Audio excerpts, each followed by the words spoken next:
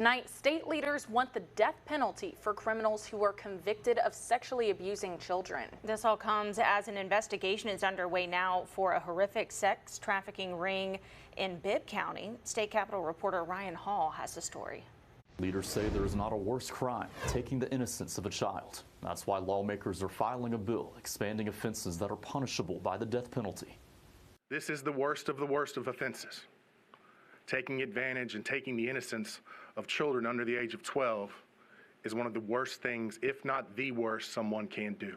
That offense, committing rape or sodomy of a child under 12 years old, could be punishable by the death penalty in a proposed bill. Representative Matt Simpson says the law wouldn't retroactively cover those involved in Bibb County, but he wants to deter criminals in the future. Because it is one of the worst offenses, it deserves the worst of the worst punishments. Bibb County Sheriff Jody Wade says the sex trafficking case is the worst he's ever seen. As we work to give a voice to these victims that haven't been able to have their say as of yet, we just want to take time out to come here and voice our support for this legislation. Attorney General Steve Marshall believes adding the death penalty to severe acts against children could help prevent the crimes from happening.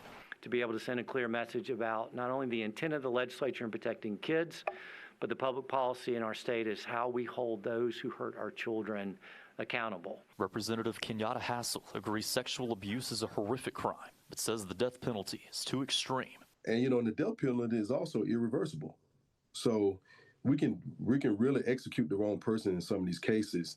So why we even have the option to do the death penalty? I mean, it's other things, life without parole. I believe that there's a special place in hell for child sex predators.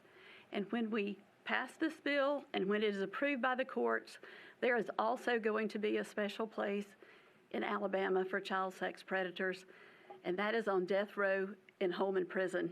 Senator April Weaver says the bill hasn't officially been filed yet for the 2026 legislative session. She says this will give other lawmakers time to co-sponsor the effort.